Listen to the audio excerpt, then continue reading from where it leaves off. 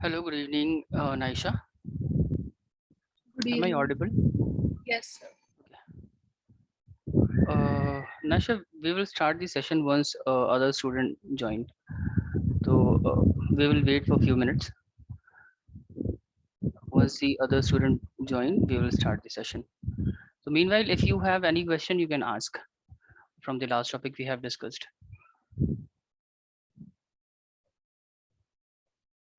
No, sir. I don't. कोई doubt नहीं है आपका? चले ओके, फिर वेट करते हैं थोड़ा सा और कुछ और बच्चे ज्वाइन करेंगे पॉसिबली, उसके बाद स्टार्ट करते हैं.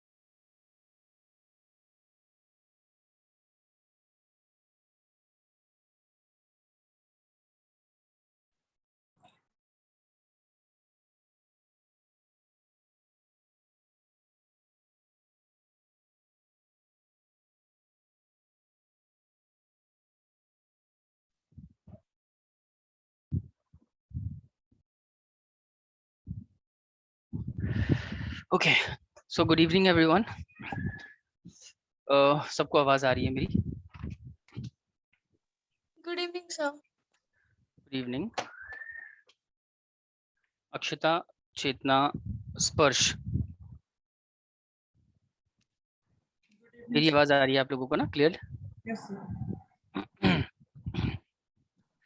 ओके, चलिए फिर स्टार्ट करते हैं. तो लास्ट क्लास में हमने एक नया चैप्टर स्टार्ट किया था विच इज प्रोडक्शन फंक्शन, और इसमें हम लोगों ने अभी तक क्या बात करी है.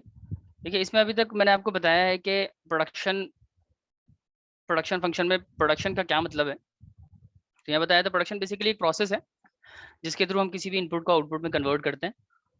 और प्रोडक्शन ज़रूरी क्यों है? प्रोडक्शन इसलिए ज़रूरी है क्योंकि ये जो है इनपुट को हमारे लिए यूज़फुल बनाता है. अगर हम प्रोडक्शन नहीं करेंगे तो इनपुट की यूटिलिटी इनहांस नहीं होगी, वो हमारे लिए यूज़फुल नहीं होगा. तो production is important because it enhances the utility of an input. Okay, इसके बाद हमने बात करी कि फैक्टर्स, सॉरी, प्रोडक्शन करने के लिए हमें जिन रिसोर्सेज की ज़रूरत पड़ती है ना, जो भी इनपुट्स हम यूज़ करते हैं प्रोडक्शन करने के लिए, उन उसको हम इकोनॉमिक्स में कहते हैं फैक्टर्स ऑफ प्रोडक्शन. और फैक्टर्स ऑफ प्रोडक्शन को प्राइमरीली 4 हिस्सों में कैटेगराइज कर दिया गया है. उसके अंदर बेसिकली 4 चीज़ें इंक्लूड करी गई हैं. ये कह सकते हैं कि एक लैंड है, लेबर है, कैपिटल है और एंटरप्रेन्योरशिप. लैंड का मतलब है वो सारी चीज़ें जो नेचुरल रिसोर्सेज होती है ना, और which is connected with the land. जैसे ग्रास है आपका, टिम्बर है, या वाटर सप्लाई है, मिनरल है, मेटल्स है. All these are natural resources which are connected with the land. तो इन सब को जब हम लैंड की बात करते हैं, लैंड डज नॉट मीन कि हम सिर्फ एक प्लॉट की बात कर रहे हैं, एक स्पेसिफिक एरिया की बात कर रहे हैं. Land include all the natural resources connected with the land. Okay, इसके अलावा कैपिटल भी आता है फैक्टर प्रोडक्शन. कैपिटल का मतलब है वो सारी चीजें जिसका इस्तेमाल करके आप क्या करेंगे, प्रोडक्ट बनाएंगे या फिर सर्विसेज प्रोवाइड कराएंगे. तो प्राइमरीली हम इसमें मशीन वगैरह इंक्लूड करते हैं, कैपिटल यानी कि मशीन्स। और लेबर का मतलब आपको पता ही है कि एक बंदे का जो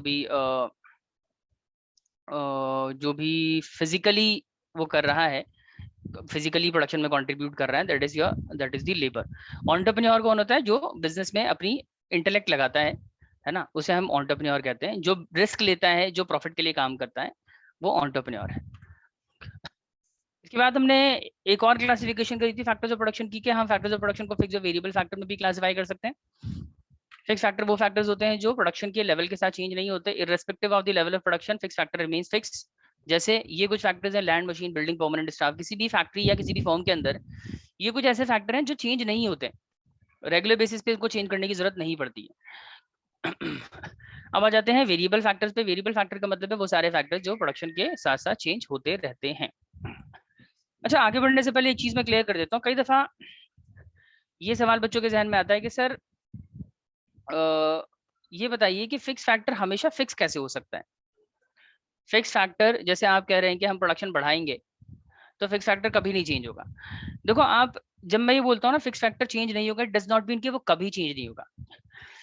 देखो किसी भी चीज की ना, किसी भी फिक्स फैक्टर की कैपेसिटी होती है। अनलेस एंड अनटिल कोई भी फर्म, कोई प्रोडक्शन यूनिट जो है वो उस स्केल पे नहीं पहुंचता है, उस कैपेसिटी को अचीव नहीं करता, तब तक हमें फिक्स फैक्टर को चेंज करने की जरूरत नहीं होती है। मान लीजिए आप एक मशीन परचेज करते हैं पेन बनाने के लिए, और वो मशीन जो है आपके लिए मान लीजिए 50,000 यूनिट्स ऑफ पेन बना सकती है, उसकी कैपेसिटी है। Because you have recently started the business, अभी आप क्या कर रहे हो, you are currently producing only 5,000 units of pen, 5,000 units ही बना रहे हैं, हालांकि उस मशीन की कैपेसिटी 50,000 यूनिट्स बनाने की है। अब जब आप प्रोडक्शन बढ़ाएंगे ना 5 से 10, 10 से 15, 15 से 20, 20 से 25, 30, 45, 45, आप देखेंगे इस पूरे फेज में, इस पूरे इंक्रीज में हमें मशीन चेंज करने की जरूरत ही नहीं पड़ रही है। क्यों नहीं चेंज करनी पड़ रही है मशीन? क्योंकि चेंज करने का मतलब हमें और एक और मशीन परचेज करने की जरूरत नहीं पड़ी, क्योंकि हमने उसकी मैक्सिमम कैपेसिटी को अभी तक अचीव नहीं किया। तो याद रखें, प्रैक्टिकली देखेंगे तो हर चीज दुनिया में मतलब किसी भी फॉर्म के अंदर हर चीज वेरिएबल है, कोई भी चीज फिक्स नहीं होती। हम फिक्स और वेरिएबल फैक्टर में फैक्टर्स ऑफ प्रोडक्शन को इसलिए डिवाइड कर रहे हैं क्योंकि हम बहुत इनिशियल स्टेज की बात कर रहे हैं, हम शॉर्ट पीरियड ऑफ टाइम में चीजों को एनालाइज कर रहे हैं। तो शॉर्ट पीरियड ऑफ टाइम में जब आप देखेंगे ना, तो ज्यादातर चीजें फिक्स होती हैं, कुछ चीजें वेरिएबल होती हैं। समझ रहे हैं बात? पॉइंट इज दैट के fix factor long long run में आपको किसी भी फॉर्म में कोई भी फिक्स फैक्टर नजर नहीं आएगा, सारे फैक्टर्स वेरिएबल होते हैं। लेकिन इनिशियल स्टेज में या शॉर्ट पीरियड ऑफ टाइम में जब आप एनालिसिस करेंगे तो वहां पे आपको फिक्स फैक्टर दिखेगा और कुछ वेरिएबल फैक्टर्स दिखेंगे।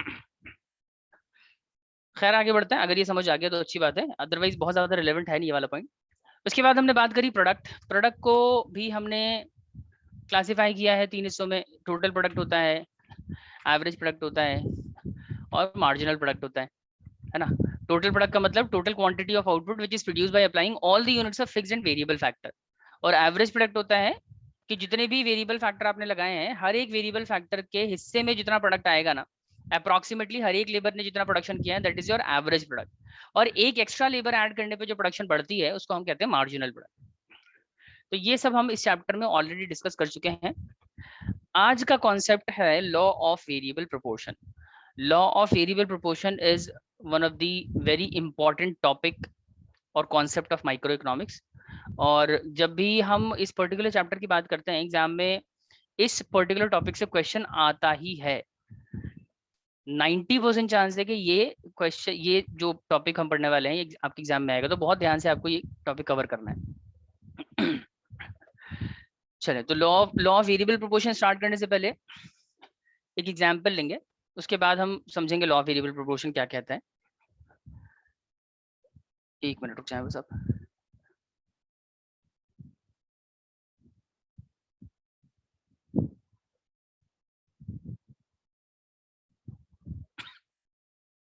हाँ जी।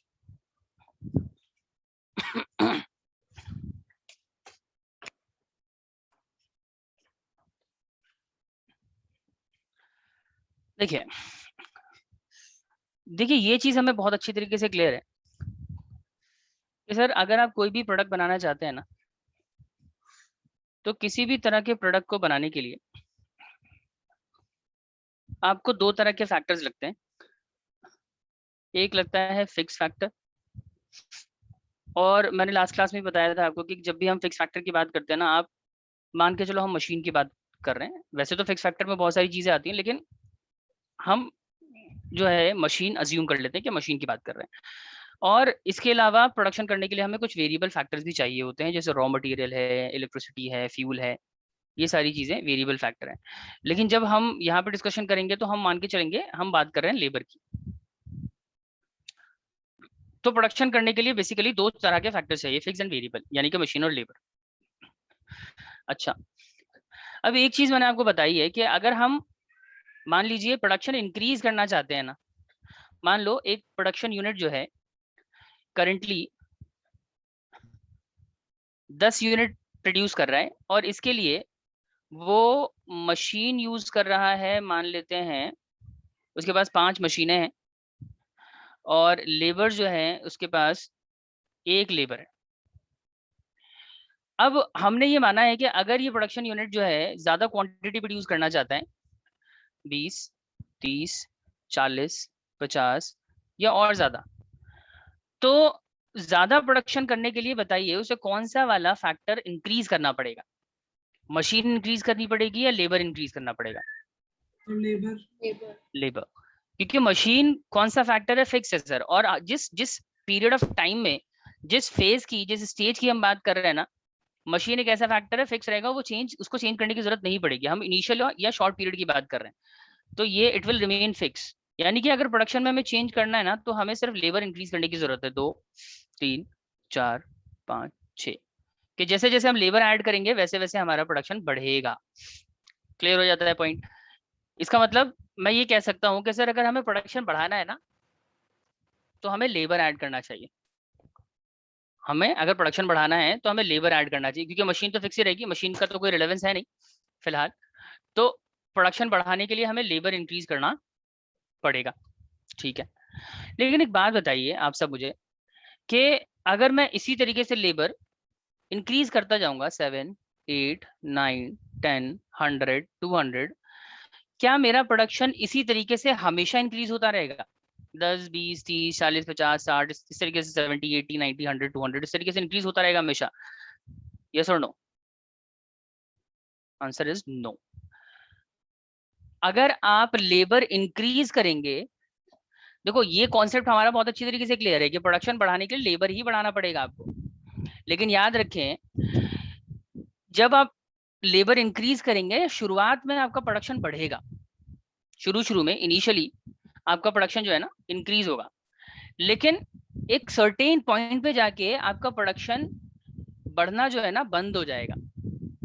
और अगर आप उसके बाद भी लेबर्स ऐड करते रहेंगे ना, तो आपका प्रोडक्शन फिर बजाय बढ़ने के घटना शुरू हो जाएगा। समझ रहे हैं? तो ये जो पूरा कॉन्सेप्ट है, इसके लिए हम एक डिटेल्ड एग्जांपल लेते हैं। मैं ये मान रहा हूं, जैसे हम मान रहे हैं स्पर्श है, स्पर्श ने एक बिजनेस स्टार्ट किया है। मान लो इन्होंने ना प्रिंटिंग का बिजनेस स्टार्ट किया, प्रिंटिंग प्रेस स्टार्ट करी इन्होंने, ठीक है। ध्यान से सुनिएगा क्योंकि ये जो पूरा एग्जाम्पल है थोड़ा लेंदी होने वाला है। प्रिंटिंग प्रेस स्टार्ट करी है, और इनके पास इन्होंने क्या किया ना, क्योंकि शुरुआती बिजनेस है, इन्होंने कहा यार हम ना प्रिंटिंग के लिए कुछ मशीन लेंगे। तो इन्होंने 3 मशीन ली है, ठीक है। और क्योंकि इनिशियल स्टेज पे बिजनेस एकदम, तो इन्होंने कहा है अभी हम एक लेबर रख के काम करवाएंगे, एक 1 यूनिट ऑफ लेबर है, ठीक है। अच्छा, इनको बिजनेस में काम क्या क्या है, मतलब किस किस तरह की, किस किस तरह के टास्क को परफॉर्म करना पड़ेगा?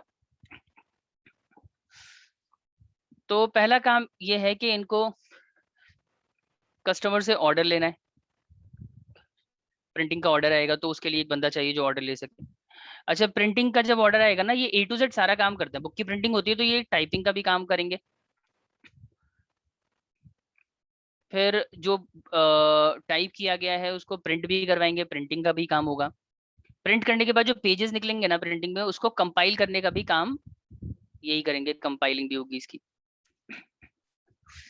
और कंपाइलिंग के बाद जो है वो अल्टीमेटली उसको कस्टमर को डिलीवर करवाना है। तो ये टोटल 5 एक्टिविटीज हैं जो इनका फॉर्म परफॉर्म करेगा। ऑर्डर लेगा, टाइपिंग करेगा, प्रिंटिंग करेगा, कंपाइल करके फाइनली डिलीवर कर देगा कस्टमर को बुक्स।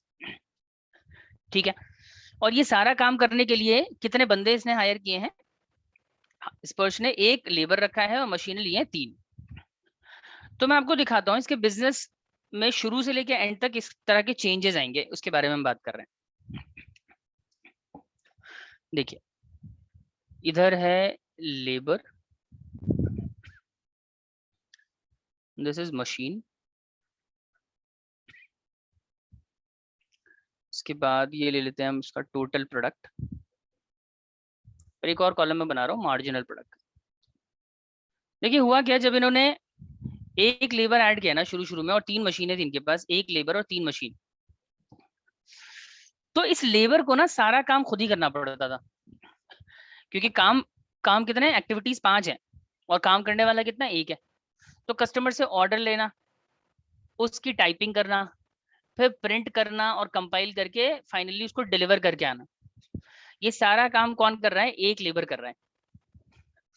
क्योंकि बहुत सारा काम इसको करना पड़ रहा है, इसलिए ये 1 महीने में बहुत कम क्वांटिटी प्रोड्यूस कर पाता है, इतना टाइम ही नहीं मिलता है इसको। तो ये सिर्फ महीने भर में ना 10 बुक प्रिंट करता है, 10 यूनिट का टोटल प्रोडक्शन होता है स्पर्श की फॉर्म में। अब होता क्या है कि इसका जो लेबर है ना, ये स्पर्श के पास आता है कंप्लेंट करने के लिए कि सर ऐसा है कि आपने जो है इतने सारे काम दे दिए मुझे, मैं ऑर्डर भी मैं ही लेता हूँ, टाइपिंग भी मैं करता हूँ, प्रिंटिंग और कंपाइल करके फिर कस्टमर को डिलीवर भी मैं ही करके आता हूँ। तो ये पूरा प्रोसेस ना बहुत हैक्टिक हो रहा है मेरे लिए, बहुत ज्यादा प्रेशर हो गया है और मेरे से ये सारे काम नहीं हो पाते हैं, आपका जो प्रोडक्शन है वो भी सफर करता है, मैं प्रोडक्शन भी कम कर पाता हूँ, प्रोडक्शन पे ध्यान भी नहीं दे पाता ज्यादा। तो महीने भर में देखो मैंने इस बार सिर्फ 10 बुक्स ही प्रिंट करी है। तो स्पर्श को इसकी बात समझ आ जाती है, उसको समझ आ जाता है कि अच्छा इसके ऊपर बहुत वर्कलोड है। तो स्पर्श क्या करता है, स्पर्श कहता है ठीक है कोई दिक्कत नहीं है, हम ना 1 और लेबर आपके साथ लगा देते हैं। अब 2 लेबर हो गए, लेबर्स तो इंक्रीज कर दिए उन्होंने, लेकिन मशीन कितनी है इनके पास, मशीन है 3। तो प्रोडक्शन क्या हुआ ना, जैसे ही दूसरा लेबर आया काम सारे डिवाइड हो गए, ऑर्डर, प्रिंटिंग और टाइपिंग का काम एक बंदा करने लगा, कंपाइलिंग और डिलीवरी का काम दूसरा बंदा करने लगा। जब काम डिवाइड हो गए तो दोनों के लिए काम करना आसान हो गया, ज्यादा वक्त मिलने लगा प्रोडक्शन करने के लिए। इवेंचुअली प्रोडक्शन जो है वो बढ़ के हो गया 30 यूनिट्स। समझ रहे हैं बात? पहले एक अकेले बंदे ने कितना प्रोडक्शन किया था, 10 प्रोडक्शन किया था, 10 यूनिट का। 2 बंदे होने के बाद कितना हो गया प्रोडक्शन, 30 यूनिट का प्रोडक्शन हो गया। आप मेरे को बताओ प्रोडक्शन में कितना इंक्रीज हुआ है, 10 से 30 हो गया तो कितना इंक्रीज है, 20 यूनिट्स का। ठीक है। अब स्पर्श ने इसको जब ऑब्जर्व किया, इसने कहा यार मैंने जैसे ही 1 लेबर ऐड किया मेरा प्रोडक्शन काफी बढ़ गया। पहले एक अकेला बंदा 10 यूनिट का प्रोडक्शन कर रहा था, 2 होते ही मेरा प्रोडक्शन 30 यूनिट्स का हो गया। तो ये तो अच्छा है। आप बता सकते हो ऐसा क्यों हुआ? बहुत सिंपल रीजन है इसका कि सर ऐसा इसलिए हुआ क्योंकि जब ये नया लेबर आया ना तो वर्कलोड कम हो गया, जो काम था ना वो डिवाइड हो गया, सबके एफिशिएंसी के बेसिस पे, उनकी एक्सपर्टाइज के बेसिस पे दोनों लेबर ने आपस में काम डिवाइड कर लिया। और काम डिवाइड करने के साथ साथ जो मशीनें खाली पड़ी हुई थी उनका भी इस्तेमाल होना शुरू हो गया। भाई पहले एक लेबर था, एक ही मशीन यूज करता होगा ना, एक मशीन प्रिंटिंग के लिए, सॉरी एक लेबर प्रिंटिंग के लिए एक मशीन यूज करता था, बाकी 2 मशीनें खाली पड़ी रहती थी। जब दूसरा बंदा आया तो वो जो खाली मशीन थी अब उसको भी इस्तेमाल कर रहा है, तो 3 में से अब 2 मशीन्स का इस्तेमाल होने लगा। और यही वजह है कि प्रोडक्शन जो है वो बढ़ गया, 30 हो गया। 2 रीजंस हैं, नंबर 1 वर्कलोड कम हो गया क्योंकि काम डिवाइड हो गया, दूसरा जो फिक्स फैक्टर था ना उसका बेहतर यूटिलाइजेशन होने लगा। पहले 2 वेरी फिक्स फैक्टर ना खाली रहते थे, अभी सिर्फ 1 खाली है, 2 का इस्तेमाल हो रहा है। ठीक है। अच्छा अब स्पर्श ने जब ये सब ऑब्जर्व किया है, स्पर्श ने कहा चलो ठीक है मैं आपका वर्कलोड कम करने के लिए ना 1 और लेबर ऐड कर देता हूँ। तो इन्होंने इसके साथ 1 और लेबर लगा दिया। अब ये जो जितने काम थे ना ये तीनों बंदों ने आपस में डिवाइड कर लिया।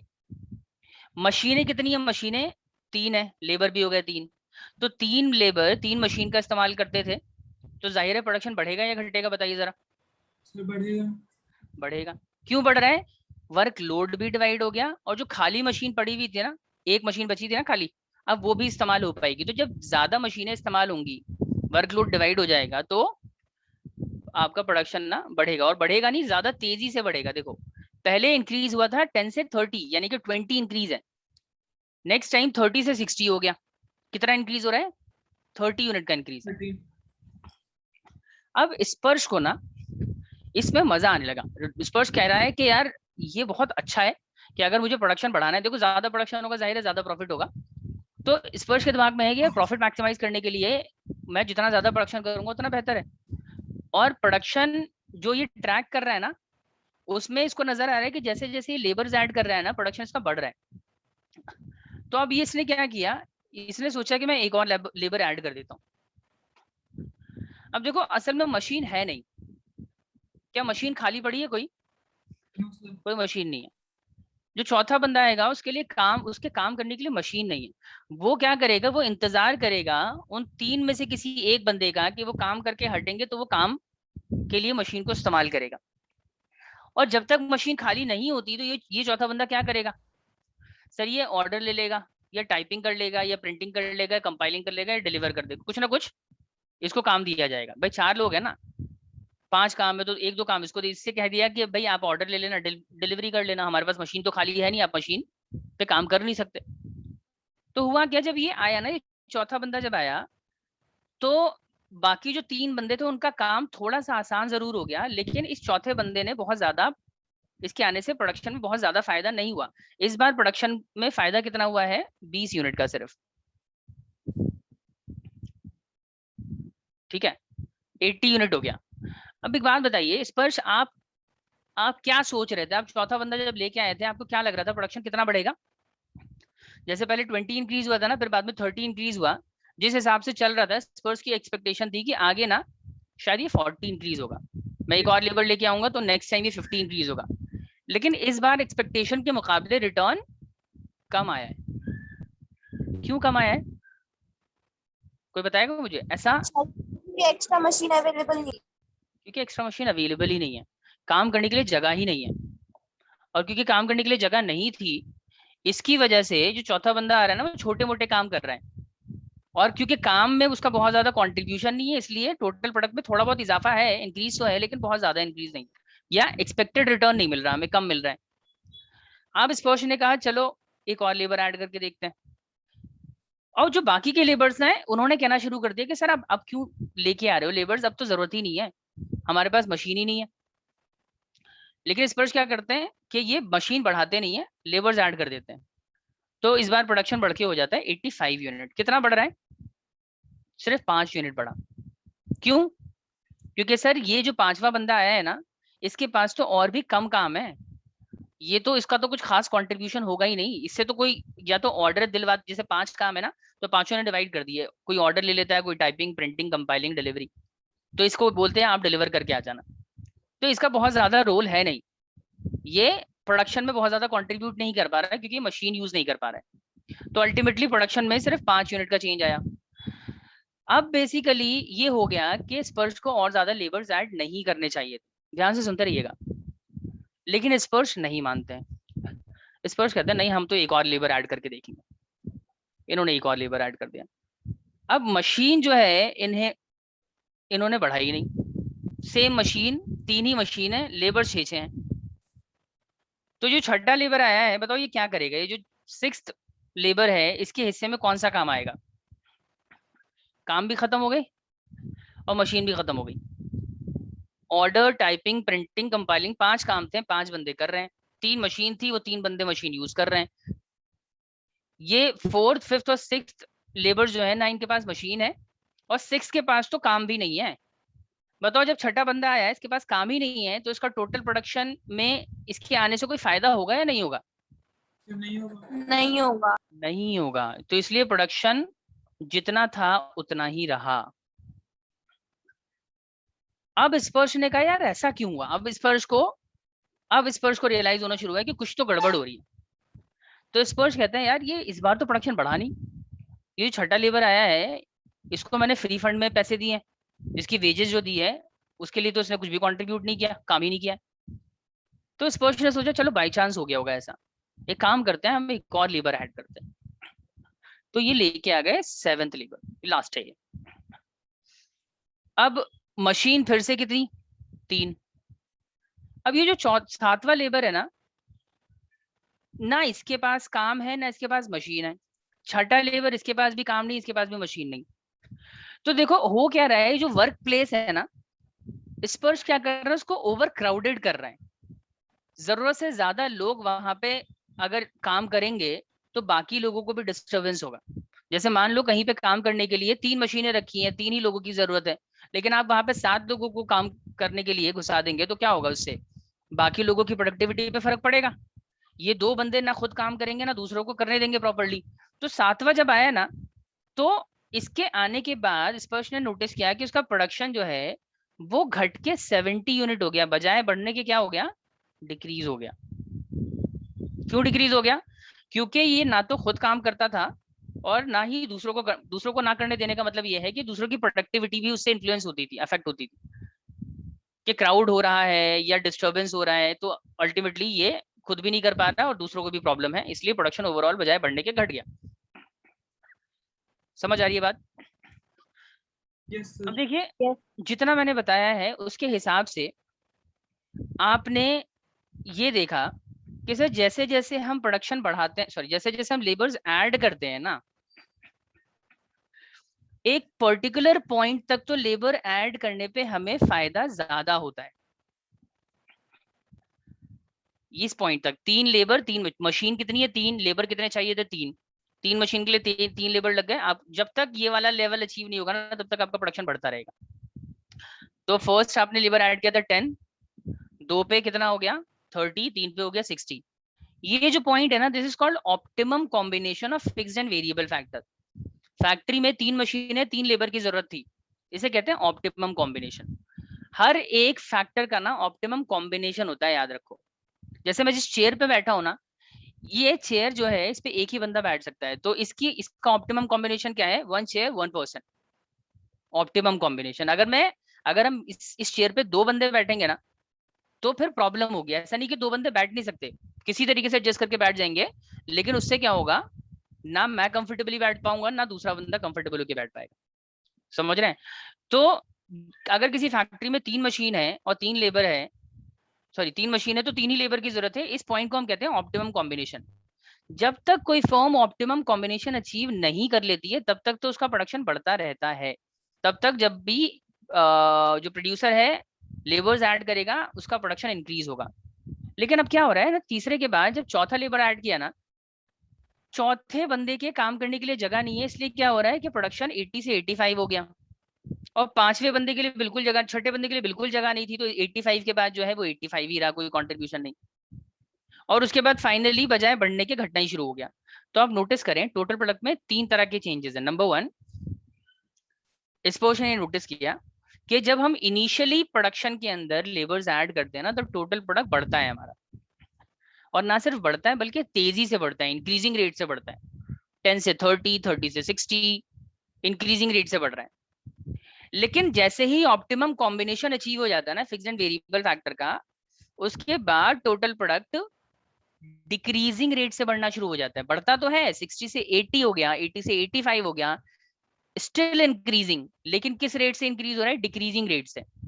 तो जो डिक्रीजिंग रेट वाला स्टेज है ना, ये स्पर्श को एक वार्निंग सिग्नल दे रहा है कि अब लेबर्स ऐड करने की जरूरत नहीं है, अब लेबर मत ऐड करो, क्योंकि हमारा प्रोडक्शन ना धीरे धीरे कम हो रहा है। लेकिन स्पर्श नहीं मानते हैं, स्पर्श नहीं मानते हैं, तो क्या होता है, छठे लेबर के आते आते उनका जो टोटल प्रोडक्ट है वो बढ़ना बंद हो जाता है। लेकिन स्पर्श तब भी नहीं रुकते, 7th लेबर भी इंट्रोड्यूस कर देते हैं, तो अल्टीमेटली क्या हो जाता है, टोटल प्रोडक्ट फाइनली डिक्रीज होना शुरू हो जाता है। तो 3 चीजें हैं, टोटल प्रोडक्ट इनिशियली शुरुआती स्टेज में, प्रोडक्शन के शुरुआती स्टेज में इंक्रीजिंग रेट से इंक्रीज होता है, इंक्रीजिंग रेट से इंक्रीज होता है। उसके बाद जैसे ही ऑप्टिमम कॉम्बिनेशन अचीव हो जाएगा, तो टोटल प्रोडक्ट तब भी इंक्रीज होगा, लेकिन किस रेट से, इंक्रीजिंग एट डिक्रीजिंग रेट। और अगर उसके बाद भी हम बार बार लेबर ऐड करते रहेंगे, तो क्या होगा, total product becomes, sorry, it will stop increasing, उसका इंक्रीज होना बंद हो जाएगा। और ऐसा भी हो सकता है कि इट स्टार्ट्स डिक्लाइनिंग, वो घटना शुरू हो जाए। समझ रहे हैं बात? तो तीन चीजें हैं। लॉ ऑफ वेरिएबल प्रोपोर्शन के according this is called law of variable proportion. Law of variable proportion ये कहता है कि अगर किसी प्रोडक्शन में कोई प्रोड्यूसर बार बार लेबर ऐड करेगा ना, तो इनिशियली तो उसका प्रोडक्शन तेजी से बढ़ेगा, लेकिन अगर प्रोड्यूसर को ये लगता है कि वो बार बार लेबर ऐड करेगा, प्रोडक्शन हमेशा बढ़ता रहेगा, तो उसे गलत लगता है। एक पॉइंट तक बढ़ेगा, लेकिन उसके बाद जैसे ही वो certain optimum level combination achieve होगा ना, उसके बाद टोटल प्रोडक्ट धीरे धीरे बढ़ेगा। और अगर उसके बावजूद हम लेबर ऐड करते रहेंगे ना बार बार कॉन्टिन्यूसली, तो हमारा प्रोडक्शन बढ़ना इवेंचुअली बंद ही हो जाएगा। और फिर भी आप नहीं रुकते हैं, फिर भी आप ऐड करते रहते हो, तो टोटल प्रोडक्ट आपका घटेगा, फिर डिक्रीज होगा। यहाँ तक क्लियर है सबको? ये जो एग्जांपल मैंने दिया आपको क्लियर है सबको? Yes, sir. Yes, sir. तो ये जो पूरा कॉन्सेप्ट है ना Yes, बच्चे, sir. इसको हम कहते हैं law of variable proportion. Law of variable proportion basically production से रिलेटेड एक लॉ है। ये आपको बताता है कि अगर आप प्रोडक्शन के लिए फिक्स वेरिएबल फैक्टर का यूज कर रहे हैं और प्रोडक्शन बढ़ाने के लिए आप बार बार वेरिएबल फैक्टर बढ़ाते हो, तो अनडाउटेडली शुरू में आपको वेरिएबल फैक्टर के बढ़ाने का फायदा मिलेगा। मिलेगा क्या? आपका टोटल प्रोडक्ट इंक्रीजिंग रेट से बढ़ेगा, बहुत फायदा होगा आपको। लेकिन ये फायदा एक ऑप्टिमम कॉम्बिनेशन जब तक अचीव नहीं हो जाता फिक्स और वेरिएबल फैक्टर का, तब तक तो आपको इंक्रीजिंग रिटर्न मिलेगा। जैसे ही वो कॉम्बिनेशन आपने अचीव कर लिया, वो लेवल आपने अचीव कर लिया, उसके बाद आपका प्रोडक्शन धीरे धीरे बढ़ेगा और फिर बढ़ना बंद हो जाएगा और इवेंचुअली जीरो हो जाएगा, वो घटना शुरू हो जाएगा। अच्छा, मार्जिनल प्रोडक्ट का बिहेवियर देखो जरा। ये तो टोटल प्रोडक्ट का बिहेवियर देखा ना हमने। टोटल प्रोडक्ट का बिहेवियर क्या है? बढ़ता है इंक्रीजिंग रेट से, फिर डिक्रीजिंग रेट से बढ़ता है, और फिर वो बढ़ना बंद हो जाएगा, घटेगा। मार्जिनल प्रोडक्ट का बिहेवियर देखिए, बताएंगे। फर्स्ट यूनिट पे टोटल प्रोडक्ट अगर 10 है तो मार्जिनल प्रोडक्ट कितना होगा? 0. 0। और कोई बताएगा? 10. 10। Marginal product will be 10। Marginal मतलब होता है एक्स्ट्रा। एक्स्ट्रा कैसे? देखो, एक यूनिट पे आप टोटल प्रोडक्ट 10 प्रोड्यूस कर रहे हैं, 0 लेबर पे आप कितना कर रहे होंगे? 0 टोटल प्रोडक्ट। तो एक एक्स्ट्रा लेबर लगाने पे कितना एक्स्ट्रा प्रोडक्शन हो रहा है? 10 एक्स्ट्रा प्रोडक्शन हो रहा है, तो मार्जिनल प्रोडक्ट विल बी 10। अगर आपको याद नहीं रहता है ऐसे, तो आप ये याद रखें कि फर्स्ट यूनिट पे टोटल मार्जिनल एवरेज सब इक्वल होता है। अच्छा बताओ, अब मार्जिनल कितना आएगा? 10 से 30 हो गया, कितना आया मार्जिनल? 20. 20. के बाद कितना आएगा? 30. इसके बाद कितना आएगा? 20. 20। उसके बाद कितना आएगा? 5. 5. के बाद 0. फिर -5. -15। -15. -15। तो जो बात हमने अभी टोटल प्रोडक्ट के पॉइंट ऑफ व्यू से करी है ना, वही बात हम मार्जिनल प्रोडक्ट के पॉइंट ऑफ व्यू से भी कर सकते हैं। अगर हम टोटल को भूल जाते हैं एक बार के लिए, अगर मैं आपसे बोलूं कि जब हम लेबर्स ऐड करते हैं तो मार्जिनल प्रोडक्ट पे क्या फर्क पड़ता है, तो आपका जवाब होगा सर, जब हम शुरू में प्रोडक्शन के शुरुआती स्टेज में लेबर्स ऐड करेंगे ना, तो हमारा जो मार्जिनल प्रोडक्ट है, मार्जिनल प्रोडक्ट क्या हो रहा है? इंक्रीज हो रहा है। तो मार्जिनल प्रोडक्ट शुरू में बढ़ता है। इसका ये मतलब है कि जब भी आप एक्स्ट्रा लेबर ऐड करेंगे ना, वो आपको हर बार ज्यादा प्रोडक्शन करके देगा, यानी कि हर एक्स्ट्रा लेबर के आने से फायदा होता रहेगा आपको।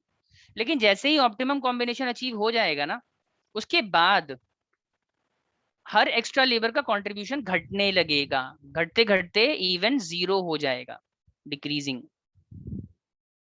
और अगर आप इस पॉइंट पे नहीं रुकते हैं और लेबर ऐड कर देते हैं, तो मार्जिनल प्रोडक्ट इवन नेगेटिव भी हो जाएगा, इवन नेगेटिव भी हो जाएगा। समझे बात? तो जो बात हम टोटल प्रोडक्ट के पॉइंट ऑफ व्यू से कह रहे थे, उसी चीज को मार्जिनल प्रोडक्ट के पॉइंट ऑफ व्यू से भी कह सकते हैं। हम कह सकते हैं कि लॉ ऑफ वेरिएबल प्रोपोर्शन हमें ये बताता है कि जब इनिशियली हम लेबर्स ऐड करते हैं तो मार्जिनल प्रोडक्ट इंक्रीज होता है till the optimum combination between fixed and variable factors is achieved, and thereafter with additional unit of variable factor marginal product starts decreasing। और उसके बाद भी अगर हम नहीं रुकते और हम वेरिएबल फैक्टर ऐड करते हैं, तो इट इवेंचुअली बिकम्स नेगेटिव। ठीक है? तो आप लॉ ऑफ वेरिएबल प्रोपोर्शन को टोटल प्रोडक्ट के पॉइंट ऑफ व्यू से भी डिफाइन कर सकते हो और मार्जिनल के पॉइंट ऑफ व्यू से भी डिफाइन कर सकते हैं। दोनों अप्रोचेस सही हैं, आप किसी से भी करना चाहें कर सकते हैं। यहाँ तक कोई डाउट है? किसी को कुछ पूछना है? No, sir. इसकी डेफिनेशन देख लेते हैं आप जरा फटाफट से। देखिए, लॉ ऑफ वेरिएबल प्रोपोर्शन क्या कहता है, और एक बार ये और एग्जांपल के थ्रू समझेंगे उसको।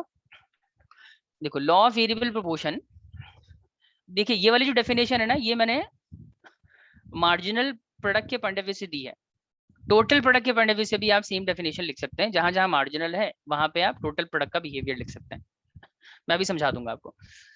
देखिए लिखा है law of variable proportion basically states that as more and more units of variable factors are applied with the same amount of fixed factor, मतलब कि लॉ ऑफ वेरिएबल प्रोपोर्शन आपसे ये कहता है कि अगर आप कॉन्टिन्यूसली वेरिएबल फैक्टर्स ऐड करते रहेंगे with the same amount of fix factor without changing fix factor, if you keep on increasing the variable factor, तो क्या होगा, initially marginal product will increase.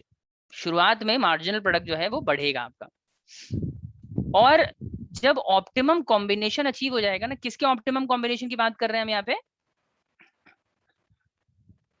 किसके ऑप्टिमम कॉम्बिनेशन की बात कर रहे हैं हम यहाँ पे, फिक्स्ड एंड वेरिएबल फैक्टर। ठीक है, जैसे फिक्स और वेरिएबल फैक्टर का ऑप्टिमम कॉम्बिनेशन आ जाएगा, उसके बाद मार्जिनल प्रोडक्ट डिक्रीज होना शुरू होगा, it will start declining. Okay, और eventually if variable factor kept on increasing, then marginal product becomes zero और इवन नेगेटिव। तो मार्जिनल प्रोडक्ट जो है बिल्कुल भी आना बंद हो जाएगा। मतलब कि अगर आप बार बार लेबर ऐड करेंगे ना, शुरुआत में तो लेबर आएगा, आपको फायदा देगा, ज्यादा प्रोडक्शन करके देगा, लेकिन जब उसकी जरूरत ही खत्म हो गई, ऑप्टिमम कॉम्बिनेशन आप अचीव कर चुके हैं, फिर लेबर के लाने का फायदा आपको उतना नहीं मिलेगा जितना पहले मिल रहा था। तो ये वो स्टेज आ गया कि अब आपको और लेबर ऐड नहीं करने चाहिए, लेकिन आप मानते नहीं, आप कहते नहीं हम और लेबर ऐड करेंगे, स्पर्श की तरह आपने और लेबर ऐड कर दिया। तो क्या होगा, अब इवेंचुअली आपको रियलाइज होगा कि जो नया लेबर आ रहा है वो कुछ भी कंट्रीब्यूट नहीं कर रहा, उसका जीरो कंट्रीब्यूशन है। और इवन कई दफा ये होगा कि जो नया लेबर आएगा वो बजाय काम करने का नुकसान करेगा, नेगेटिव है, क्योंकि ना वो खुद काम करेगा और ना किसी को करने देगा। अगर उसके लिए कोई काम ही अवेलेबल नहीं है, आप उसको एंगेज रखोगे तो क्या करेगा, वो डिस्टर्बेंस करेगा और प्रोडक्ट जो बनाया है उसको भी खराब करेगा। तो अब ये जो है हमने मार्जिनल प्रोडक्ट के पॉइंट ऑफ व्यू से डिफाइन किया है, अदरवाइज आप इसको टोटल प्रोडक्ट के पॉइंट ऑफ व्यू से भी डिफाइन कर सकते हैं। आगे चल रहे हैं एक एग्जांपल के थ्रू और समझते हैं इसको। ये जो डेफिनेशन अभी बताई है ना, उसी को ब्रेक करके यहाँ पे लिखा है, when additional unit of variable factor is applied with the fix factor यानी कि मशीन। तो टोटल प्रोडक्ट क्या होता है, देखो ये टोटल प्रोडक्ट के पॉइंट ऑफ व्यू से टोटल प्रोडक्ट क्या होता है, इनिशियली इंक्रीज होता है इंक्रीजिंग रेट से, thereafter once the optimum level is achieved it start increasing at decreasing rate and eventually it starts declining। तो आप इसको भी एग्जाम में लिख सकते हैं, टोटल प्रोडक्ट के पॉइंट ऑफ व्यू से इस डेफिनेशन को लिखा जा सकता है। चलें एक और एग्जांपल लेते हैं। देखिए एग्जांपल वही वाला है बेसिकली, ये जो अभी मैं आपको समझा रहा था कॉपी पे, कि मान लो किसी बिजनेस के अंदर एक लेबर है और आपने 3 मशीनें परचेज करी हैं प्रोडक्शन करने के लिए, और ये लेबर ना सब कुछ करेगा आपके लिए, इसलिए बहुत कम काम कर पाएगा, टोटल प्रोडक्शन 10 करता है ये, तो मार्जिनल प्रोडक्ट भी 10 होगा जाहिर है। फिर आपने प्रोडक्शन बढ़ाने के लिए और लेबर ऐड कर दिया, 2 लेबर हो गए, लेकिन मशीनें आपने उतनी ही रखी, तो इस बार प्रोडक्शन जो है आपका ऑब्वियसली इंक्रीज हो जाएगा, क्योंकि मशीनों का इस्तेमाल होना शुरू हो जाएगा, जो खाली मशीनें पड़ी थी वो भी यूज होने लगेंगी, तो आपका जो मार्जिनल प्रोडक्ट है वो बढ़ेगा जाहिर है, 20 हो जाएगा। उसके बाद आप और प्रोडक्शन बढ़ाने के लिए और लेबर ऐड करते हैं, तो इस बार भी आपको रिटर्न अच्छा मिलेगा, क्योंकि 3 मशीनें और 3 लेबर हो गए, ऑप्टिमम कॉम्बिनेशन पे पहुंच गए हम, तो आपका प्रोडक्शन इस बार बढ़ के सीधा 60 हो गया, 30 का इंक्रीज हो गया, तो मार्जिनल प्रोडक्ट 30 है। अब आपने सोचा कि हम और लेबर ऐड करेंगे, चौथा लेबर आया, मशीन उतनी रखी आपने, गलती क्या कर रहे हैं हम एज अ प्रोड्यूसर, हमारी गलती क्या है कि हम फिक्स फैक्टर चेंज नहीं कर रहे। अगर आप अब इस ऑप्टिमम कॉम्बिनेशन के बाद आप और ज्यादा प्रोडक्शन बढ़ाना चाहते हो ना, उसी लेवल से बढ़ाना, उसी तरीके से बढ़ाना चाहते हैं, उसी रेट से बढ़ाना चाहते हैं, तो आपको अब फिक्स फैक्टर भी चेंज करना पड़ेगा, लेकिन नहीं करते तो प्रोडक्शन आपका उतना नहीं बढ़ा जितना पहले बढ़ा था, इस बार सिर्फ 20 इंक्रीज हुआ, 80 हो गया, तो मार्जिनल प्रोडक्ट इज 20। उसके बाद आपने और लेबर ऐड कर दिया, मशीनें उतनी ही रखी, तो प्रोडक्शन जो है पहले के मुकाबले कम इंक्रीज होगा, 5 का। नेक्स्ट टाइम और लेबर ऐड कर दिया आपने, मशीनें उतनी ही है, तो 0 contribution, marginal product will be 0, और इसी तरीके से इवेंचुअली मार्जिनल प्रोडक्ट जो है आपका वो घटने लगेगा, टोटल प्रोडक्ट डिक्रीज हो जाएगा। अब देखिए इसमें एक चीज इंपॉर्टेंट है, टीपी और एमपी को आप कंपेयर करोगे ना, तो टीपी की वैल्यू किसी भी पॉइंट पे 0 नहीं हो रही है, total product can never be 0, वो 0 नहीं होता, और ना ही कभी नेगेटिव होगा टोटल, ठीक है, प्रोडक्शन कभी 0 नहीं होगा, कभी नेगेटिव नहीं होगा, लेकिन मार्जिनल प्रोडक्ट का बिहेवियर देखिए, ये इंक्रीज होता है, डिक्रीज होते होते ना ये 0 पे भी पहुंच जाता है, और अगर आप सही टाइम पे नहीं रुके, लेबर आप ऐड करते रहे, तो आपका एडिशनल जो प्रोडक्शन है ना मार्जिनल प्रोडक्ट, वो नेगेटिव भी हो सकता है। समझ आया? और ये एवरेज प्रोडक्ट है, ये इसके बारे में बाद में बात करेंगे। अब जो मैंने आपको समझाया ना, इस पे इसका डायग्रामेटिक रिप्रेजेंटेशन कर सकते हैं, लेकिन वो करने से पहले मैं आप लोगों से डाउट्स ले लेता हूँ, अगर किसी को डाउट है तो। अक्षिता, चेतना, श्रेया, नायशा और स्पर्श, बताइए डाउट कोई? No. यहाँ तक सब कुछ क्लियर है No, आपको? sir. Law of variable Yes, sir. Proportion का कॉन्सेप्ट क्लियर हो गया। लॉ ऑफ वेरिएबल प्रोपोर्शन का जो क्रक्स है, बेसिकली यही समझाना चाहता है लॉ ऑफ वेरिएबल प्रोपोर्शन, कि अगर आप कॉन्टिन्यूसली वेरिएबल फैक्टर बढ़ा के ये सोच रहे हैं कि आपको हमेशा प्रोडक्शन ज्यादा मिलता रहेगा, ऐसा बिल्कुल भी नहीं है। वेरिएबल फैक्टर के बढ़ाने का आपको फायदा होगा, नो डाउट फायदा होगा आपको, लेकिन वो फायदा तब तक ज्यादा होगा जब तक ऑप्टिमम कॉम्बिनेशन फिक्स और वेरिएबल का अचीव नहीं होता, उसके बाद आपको उतना फायदा नहीं होगा। चले, तो अगर समझ आ गया तो हम इसका डायग्राम भी कर लेते हैं। देखिए, पहले मैं डायग्राम बना रहा हूँ टोटल प्रोडक्ट का। तो हमने एक लेबर ऐड किया था ना, उसने टोटल प्रोडक्शन किया था 10, तो एक लेबर प्रोडक्शन 10, तो ये हो गया उसका पॉइंट। उसके बाद हमने दूसरा लेबर ऐड किया, तो प्रोडक्शन कितना हो गया? 30 टोटल प्रोडक्ट। और तीसरा बंदा आता है तो टोटल प्रोडक्शन बढ़ के हो जाता है 60। फोर्थ लेबर आने पे वो हो जाता है 80, फिर हो जाता है 85, और सिक्स वाले में कोई चेंज नहीं आता, वो 85 ही रहता है, और सेवन पे घट जाता है। तो इवेंचुअली जब हम टोटल प्रोडक्ट का डायग्राम बनाएंगे ना, तो ऐसा बनेगा कि पहले इंक्रीज होगा, फिर ऊपर जाके कांस्टेंट हो जाएगा और फिर घटेगा। क्लियर है? ये वाला कर्व क्लियर है सबको? Yes, sir. ये वाला डायग्राम ना मैं आपको एक दफा कॉपी पे भी बना के समझा देता हूँ। सर एक बार ये वाली पीपीटी भी सेंड कर देना। ठीक है, करवा दूंगा मैं।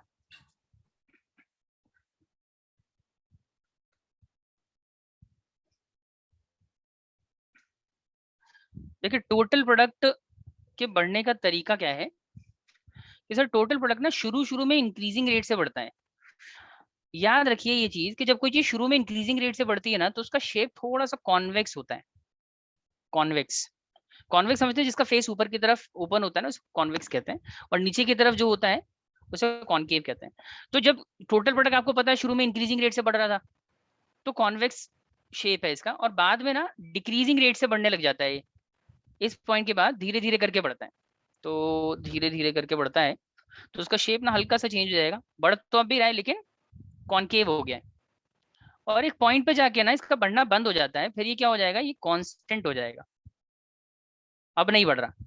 और उसके बाद क्या होता है सर? उसके बाद फाइनली हम और ज्यादा लेबर ऐड करते हैं ना, तो ये डिक्रीज होना शुरू हो जाता है।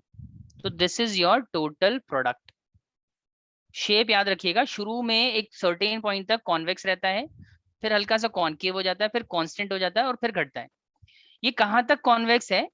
ये उस पॉइंट तक कॉन्वेक्स रहता है इसका शेप जहां तक टोटल प्रोडक्ट इंक्रीजिंग रेट से बढ़ता है। तो यानी कि थर्ड लेबर, हमारे वाले एग्जांपल के हिसाब से थर्ड लेबर तक, थर्ड यूनिट ऑफ लेबर तक ये इंक्रीजिंग रेट से बढ़ रहा था, और उसके बाद यहाँ जाके ये कांस्टेंट हो जाता है। सिक्स्थ वाले पे ये कांस्टेंट हो गया था, याद होगा आपको, तो ये सिक्स्थ लेबर है। और सेवंथ पे ये क्या होता है, घटना शुरू हो जाता है। तो ये डिक्रीजिंग वाला जो स्टेज है ना, ये सेवंथ को इंडिकेट कर रहा है, सेवंथ लेबर को। समझ आया? तो इसका शेप आपको जो मैंने पावर पॉइंट में स्लाइड बनाया ना, वहां पे बहुत प्रॉपर्ली इंडिकेट नहीं हो पा रहा है, वहां पे कॉन्वेक्स वाला शेप आपको शायद समझ ना आ रहा हो। ये देखिए यहाँ तक ना, ये इसका शेप कॉन्वेक्स है इस पॉइंट तक, और इसके बाद जो है ये कॉनकेव है। तो कॉन्वेक्स का रिलेवेंस क्या है, कॉन्वेक्स की सिग्निफिकेंस क्या है कि कॉन्वेक्स कर्व ये इंडिकेट करता है कि कोई चीज ना बढ़ तो रही है, इंक्रीजिंग रेट से बढ़ रही है, और कॉनकेव आपको ये बताता है कि वो अभी भी इंक्रीज हो रहा है लेकिन अब डिक्रीजिंग रेट से इंक्रीज हो रहा है। समझ आया? Yes sir. या अजान होगी तो हमें 1 मिनट का ब्रेक लेना पड़ेगा।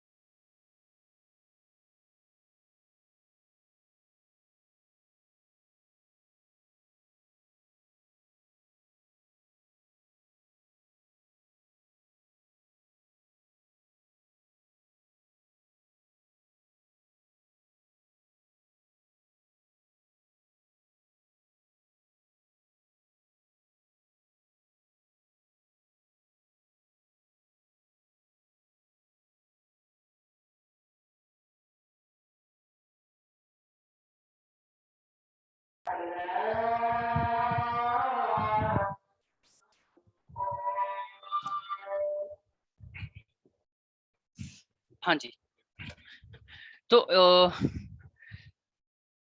आप लोगों को ये क्लियर हो गया टोटल प्रोडक्ट का कर्व? इसमें किसी को डाउट है?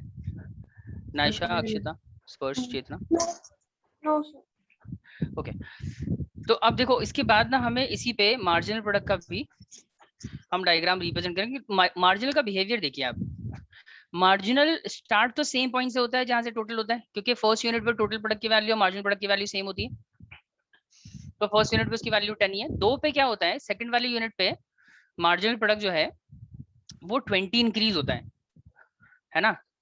तो सेकंड पे 20 था, उसके बाद हो जाता है 30, उसके बाद जो है ये डिक्रीज होना शुरू होता है फोर्थ पे, है ना। डिक्रीज हो रहा था, एक मिनट में आपको ये भी दिखाता हूँ साइड बाय साइड। ये देखो, फर्स्ट पे 10 था, उसके बाद 20, फिर 30, और थर्ड यूनिट पे 30 होने के बाद इसका डिक्रीज शुरू हो गया, डिक्लाइन होना शुरू हो जाता है। 20, फिर 5, फिर 0। और यही चीज आप डायग्राम में देखिए, तो ये यहाँ से स्टार्ट हो रहा है, 1 पे सेम ही है, उसके बाद 2 पे 20 है, 3 पे 30 है, और 4 पे सीधा डिक्रीज हो गया, और उसके बाद 5 पे और डिक्रीज हो जाता है, और 6 पे तो इनफैक्ट ये 0 ही हो जाता है। और 7 जब लेबर आता है ना, 7th वाला बजाय प्रोडक्शन करने के वो नुकसान करता है, देयर इज नेगेटिव प्रोडक्शन। अब इसका डायग्राम अगर हम बनाएंगे ना, तो देखिए कुछ इस तरीके का बनेगा वो।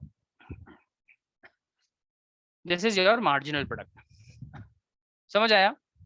अब ये देखो थर्ड यूनिट तक ना टोटल प्रोडक्ट इंक्रीज हो रहा है इंक्रीजिंग रेट से, टोटल प्रोडक्ट इंक्रीजिंग रेट से इंक्रीज हो रहा है। और मार्जिनल प्रोडक्ट देखिए, मार्जिनल प्रोडक्ट कैसे इंक्रीज हो रहा है सर? मार्जिनल प्रोडक्ट सिर्फ इंक्रीज हो रहा है 10 से 20 पे 30, कांस्टेंट रेट से इंक्रीज हो रहा है 10, 20, 30। तो इसका ये मतलब हुआ कि सर जब तक टोटल प्रोडक्ट इंक्रीज होता है ना इंक्रीजिंग रेट से, तब तक मार्जिनल प्रोडक्ट भी इंक्रीज होता रहता है। लेकिन जब टोटल प्रोडक्ट इंक्रीज हो रहा होता है डिक्रीजिंग रेट से, ये देखिए ये वाला स्टेज डिक्रीजिंग रेट वाला है, डिक्रीजिंग रेट से जब इंक्रीज हो रहा होता है, तो उस पॉइंट से मार्जिनल प्रोडक्ट डिक्रीज होना शुरू हो जाता है। ये यहाँ से डिक्रीज होना शुरू हो गया, और जैसे ही टोटल प्रोडक्ट 0 पे पहुंच, सॉरी कांस्टेंट होता है ना, देखो यहाँ पे कांस्टेंट है, तो जैसे ही कांस्टेंट होता है उस पॉइंट पे मार्जिनल प्रोडक्ट 0 हो जाता है। और जब टोटल प्रोडक्ट डिक्रीज होता है फाइनली, तो मार्जिनल प्रोडक्ट आप देखोगे नेगेटिव में पहुंच जाता है। ये मैं दोनों के बीच में, मतलब दोनों को रिलेट करके बता रहा हूँ कि दोनों का बिहेवियर साइड बाय साइड किस तरीके से चलता है। टोटल प्रोडक्ट इंक्रीज होगा, marginal product, sorry total product जब इंक्रीजिंग रेट से इंक्रीज होगा, मार्जिनल प्रोडक्ट बढ़ेगा। जब टोटल प्रोडक्ट डिक्रीजिंग रेट से इंक्रीज होगा तो मार्जिनल प्रोडक्ट घटेगा। जब टोटल प्रोडक्ट कांस्टेंट हो जाता है तो मार्जिनल प्रोडक्ट 0 हो जाता है, और जब टोटल प्रोडक्ट डिक्रीज होने लगता है तो मार्जिनल प्रोडक्ट नेगेटिव हो जाता है। सबको क्लियर है? थोड़ा सा मुश्किल सा कॉन्सेप्ट है, मुझे ऐसा लगता है बच्चों को थोड़ा सा टाइम लगता है समझने में। अगर आपको समझ आ गया है तो बताइए, नहीं आया तो हम एक बार और इसको समझेंगे। क्लियर है। नायशा क्लियर है, अक्षिता क्लियर है, श्रेया, स्पर्श, चेतना? दोबारा बताओ। दोबारा बता दूं एक बार ना, चले एक मिनट, एक मिनट, पहले इस पे देख लो आप कि अब देखो मार्जिनल प्रोडक्ट जो है जब इंक्रीज हो रहा है 10, 20, 30, अब टोटल प्रोडक्ट का बिहेवियर देखिए, टोटल प्रोडक्ट भी बढ़ रहा है 10, 30, 60, दोनों में कोई डिफरेंस है सर? हाँ बिल्कुल डिफरेंस है। मार्जिनल प्रोडक्ट ना कांस्टेंट रेट से बढ़ रहा है 10, 10, 10, हर बार धीरे धीरे करके बढ़ रहा है, सेम रेट से बढ़ रहा है इनफैक्ट 10, 20, 30। लेकिन टोटल प्रोडक्ट के बढ़ने का तरीका अलग है। टोटल प्रोडक्ट के बढ़ने का जो पैटर्न है वो है इंक्रीजिंग रेट से इंक्रीज हो रहा है। 10 से सीधा 30 हो गया, 30 से फिर 60 हो गया। इसका ये मतलब हुआ कि जब मार्जिनल प्रोडक्ट बढ़ता है ना, टोटल भी बढ़ता है। जब मार्जिनल बढ़ेगा टोटल भी बढ़ेगा, लेकिन टोटल प्रोडक्ट किस रेट से बढ़ता है? इंक्रीजिंग रेट से बढ़ता है। अच्छा, और जब मार्जिनल प्रोडक्ट घटता है, देखिए 25 और 0 डिक्रीज हो रहा है, 25 और 0, यहां से बल्कि देखते हैं हम, 30 से 20 हो गया, 20 से 5 हो गया। तो आप देखो टोटल प्रोडक्ट क्या हो रहा है, टोटल प्रोडक्ट अभी भी बढ़ रहा है 60 से 80, 80 से 85। इसका मतलब कि जब मार्जिनल प्रोडक्ट डिक्रीज हो रहा होता है तो भी टोटल प्रोडक्ट इंक्रीज होता रहता है, लेकिन किस रेट से इंक्रीज हो रहा है? किस रेट से इंक्रीज हो रहा है?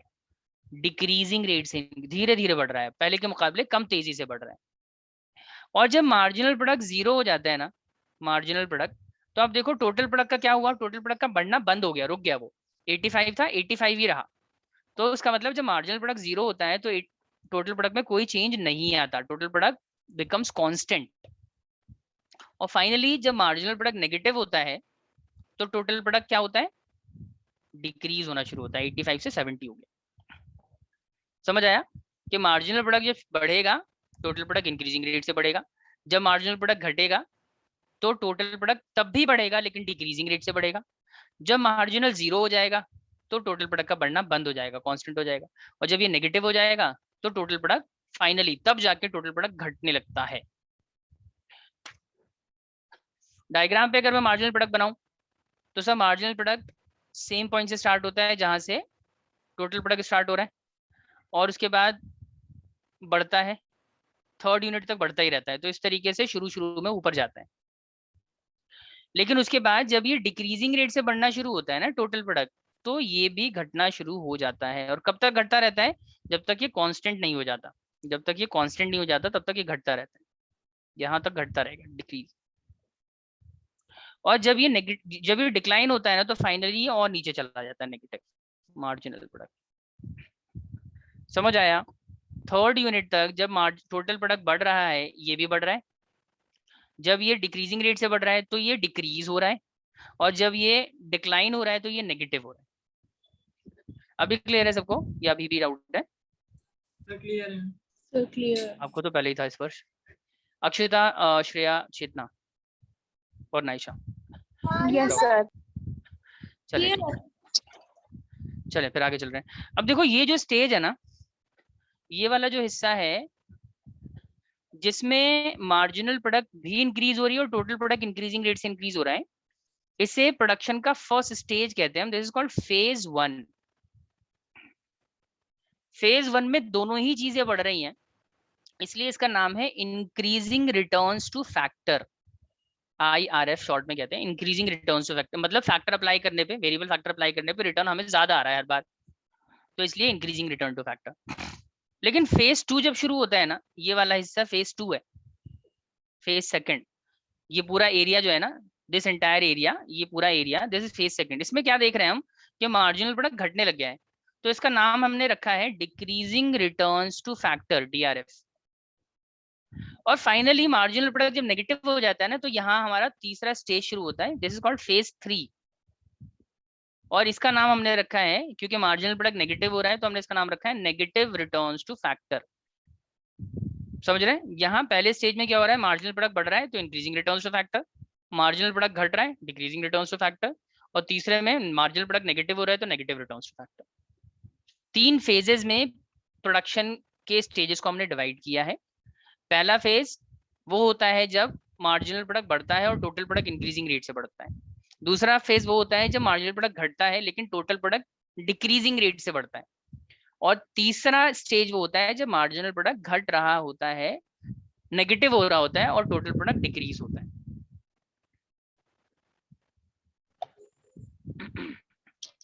देखो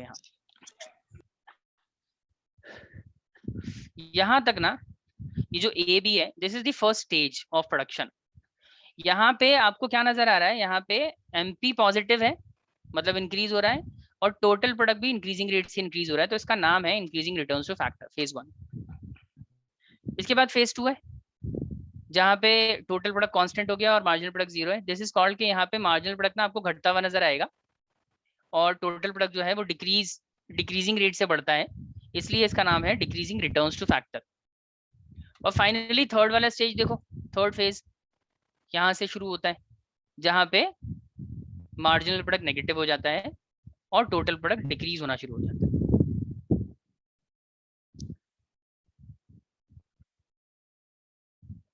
समझ आया? समझ आ गया आप लोगों को? Yes sir. Yes sir. तो किसको नहीं आया? श्रेया आपको समझ नहीं आया? अच्छा ओके। तो देखिए इसके बाद ना हमें law of variable proportion proportion के ना कुछ अजम्पशन, क्योंकि बेसिकली ये इकोनॉमिक्स का एक लॉ है और इस लॉ को देते वक्त ना कुछ अजम्पशंस भी फॉलो किए हैं इकोनॉमिस्ट ने।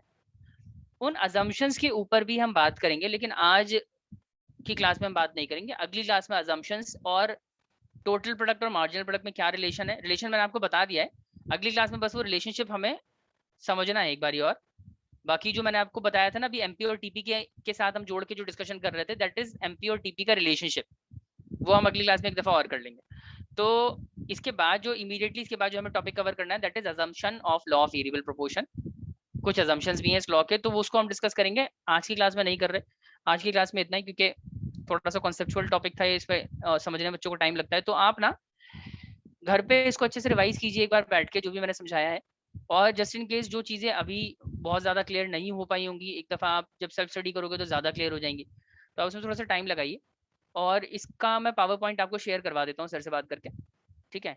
आप एक बार सेल्फ स्टडी कर लीजिएगा। चलें फिर, दिस इज इट। अगर कोई डाउट नहीं है तो हम आज का सेशन यही खत्म करते हैं। आप लोगों से अगली क्लास में मिलते हैं फिर, ठीक है? चलें फिर। अक्षिता, चेतना, नायशा, श्रेया, स्पर्श, Yes, sir. चलो ओके फिर, okay bye. Bye, sir. Bye, sir.